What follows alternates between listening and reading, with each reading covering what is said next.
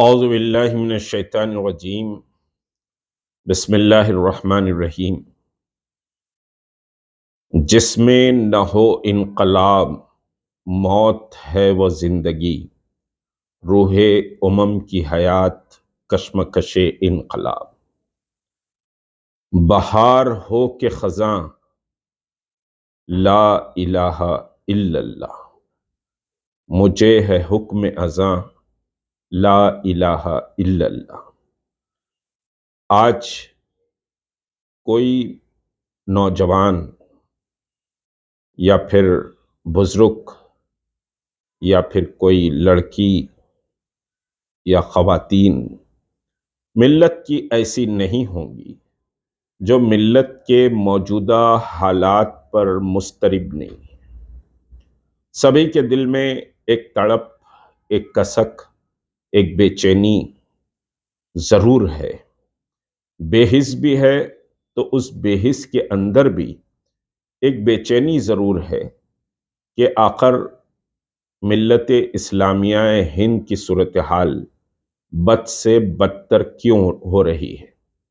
اخلاقی طور پر، معاشرتی طور پر، پھر دشمنوں کی کارستانی اور اس ملک میں آپ کے وجود کو اور آپ کی شناخت کو ختم کرنے والوں کی ایک لمبی فہرست بھی ہے، ان کی جد و جہد۔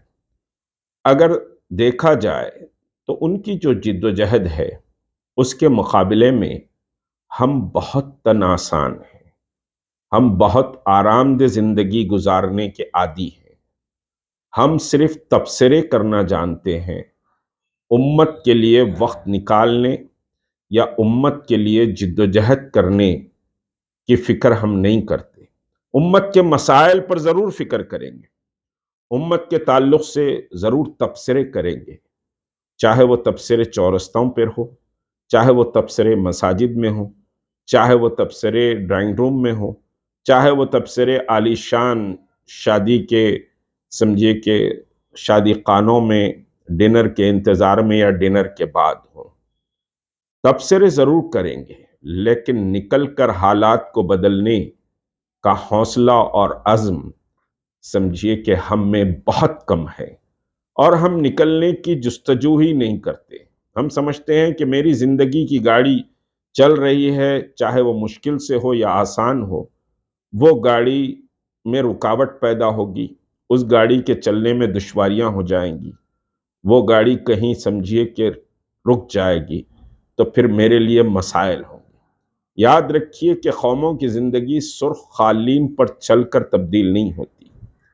انقلاب ریڈ کارپٹ پر چلنے سے یا پھولوں کی سیج پہننے سے یا پھولوں کی سیج پر گزرنے سے انقلاب نہیں آتا۔ انقلاب تو کانٹوں پر چلنے اور اپنے آپ کو جھونک دینے سے ہی حالات تبدیل ہوتے ہیں۔ اگر آج موجودہ حالات میں اگر ملت کے لیے آپ اپنا وقت نہیں دیں گے تو کل آپ کے آنے والی نسلوں کی بقا کی ضمانت کوئی نہیں دے سکتا، اور ایمان کے بقا کی بھی کوئی ضمانت نہیں دے سکتا۔ ایمان کو چھیننے کی بہت کوششیں ہو رہی ہیں، میں اس پر نہیں جاؤں گا۔ میں ابھی 2 دن پہلے ملین مارچ جو N R C, N P R, C A سمجھے CAA کے خلاف تھا، اس کا سمجھے کہ اس کی تاریخ گئی ہے۔ بہت سے لوگوں نے مجھے فون بھی کیا، کچھ ساتھیوں نے سمجھے یاد بھی دلایا اور سرور میں بھی رہے کہ اللہ نے ہم سے یہ کام لے لیا۔ ملین مارچ کوئی ایک کھیل اور تماشا نہیں تھا۔ ایک 10 دن 15 دن کی محنت، اگر 28 دسمبر کی ہم تاریخ لیں جو پہلی تاریخ ہم نے طے کی تھی، تو صرف 10 دن کا وقت تھا۔ اس کے بعد پھر ہم نے پولیس کا پرمیشن نہیں ملا تو عدالت کا دروازہ بھی کھٹکھٹایا اور پھر ایک ڈیڈ لائن 4 تاریخ کی دی تھی۔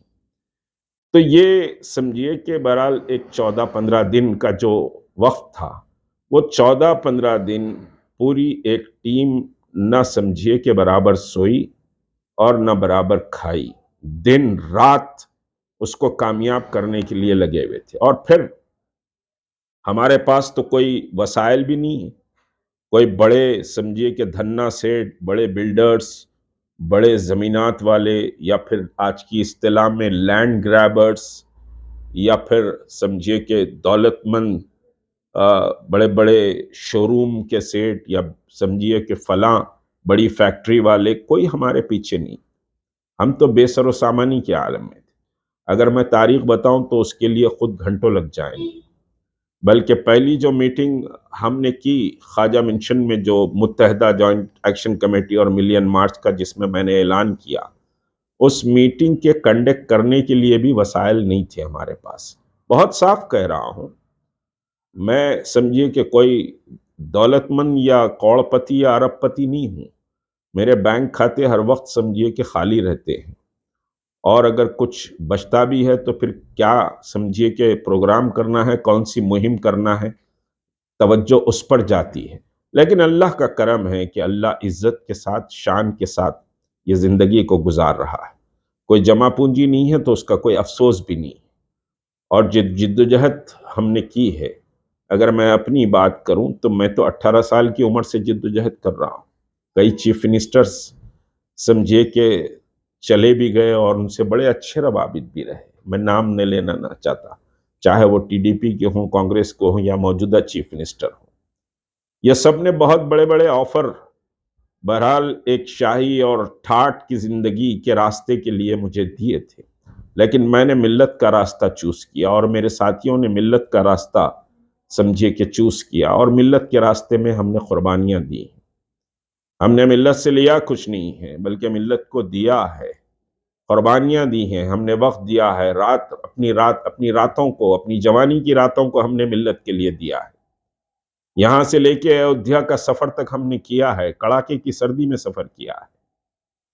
گاڑی میں پیٹرول نہیں ہوتا تھا، ہم اضلاع کے دورے پر جاتے تھے، گاڑی فری کر کے واپس آتے تھے. میرے ساتھی جانتے ہیں ان باتوں کو.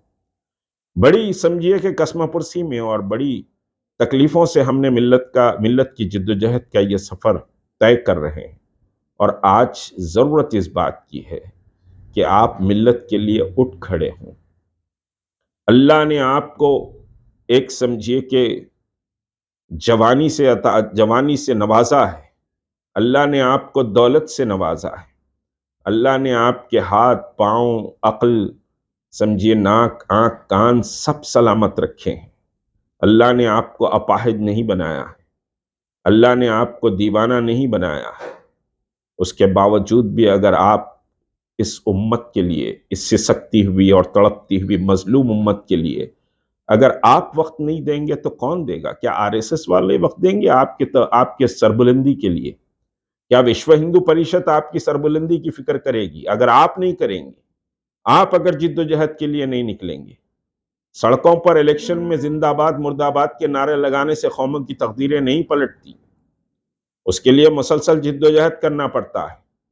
اور اس وقت ایک سال انقلاب کی ضرورت ہے، چاہے وہ معاشرتی ہو، چاہے وہ سیاسی ہو، چاہے وہ سماجی ہو. اور اسی فکر کے ساتھ تحریک مسلم شبان کام کر رہی ہے، مستقل کام کرتی ہے. شرعی فیصلہ بورڈ، جس میں ہم نے سمجھیے کہ سینکڑوں مقدمات کو طے کیا ہے، عدالتوں سے ان مقدمات کو کھینچ کر ہم نے اپنے ٹیبل پر اس کو ڈیسائیڈ کیا ہے. پولیس کے تھانوں سے ہم نے امت کو بچایا ہے. شرعی فیصلہ بورڈ کے قیام سے آج تک کی بات کروں تو کوئی قریب 300 مقدمات کا ہم نے فیصلہ کیا ہے. آج بھی 10 سے 15 سمجھیے کہ مقدمات ویٹنگ میں ہیں، اور اس کے لیے وقت دینا پڑتا ہے. کوئی فیس نہیں لیتے، ہم کوئی چارج نہیں کرتے، ہم سمجھیے اپنا وقت دیتے ہیں. کاؤنسلنگ کے ذریعے کوئی 80% رشتے جو طلاق اور خلا کے ہمارے پاس آئے تھے، اللہ کے فضل سے ہم نے ان کو سمجھیے سمجھا بجھا کے جوڑا کر بھیجا دیا. آج خوشحال زندگی وہ لوگ گزار رہے ہیں. یہ کام ایسے ہی نہیں ہوتے.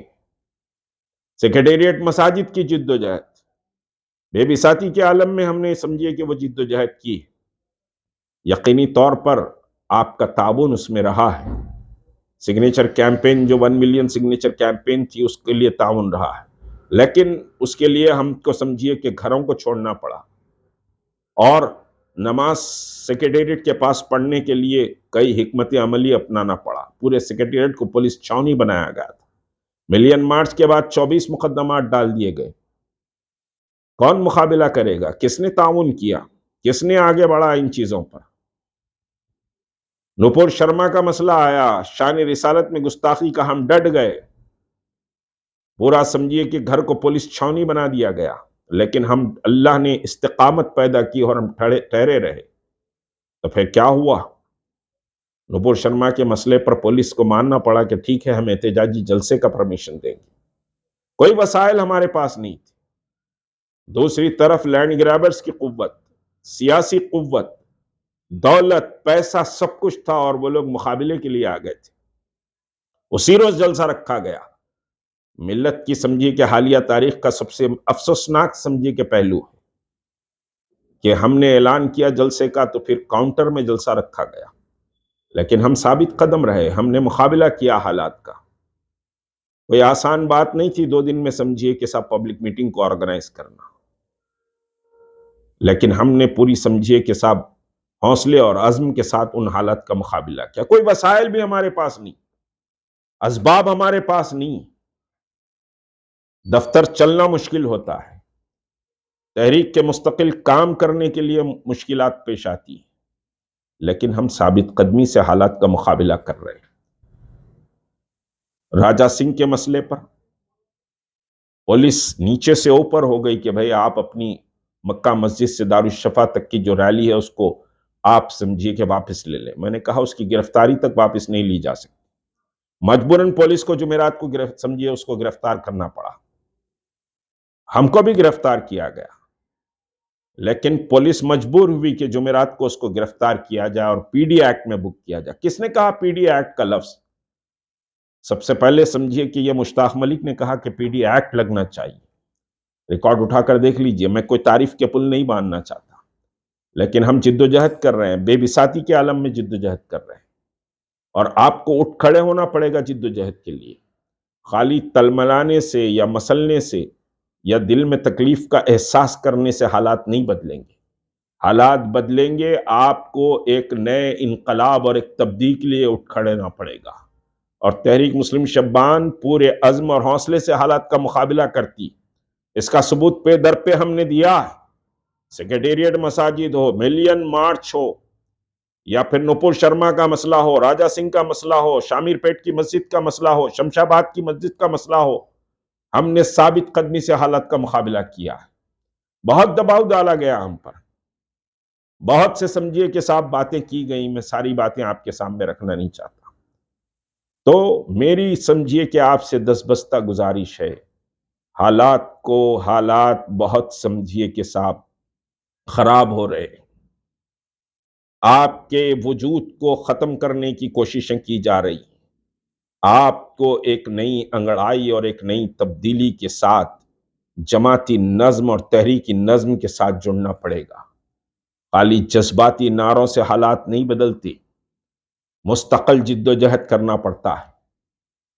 آج سمجھیے کہ ہزاروں لڑکیاں شہر میں بن بیاہی بیٹھی، کسی کو کوئی فکر نہیں، نشے کی لت میں نوجوان سمجھیے کہ لطف ہو رہا ہے، کسی کو کوئی فکر نہیں، نوجوان چبوتروں کی زینت بنا ہوا ہے، اور پولیس اس کو بھاگ بھاگ کر سمجھیے کہ کاؤنسلنگ کر رہی ہے، اس کو پکڑ رہی ہے، کاؤنسلنگ کر رہی ہے۔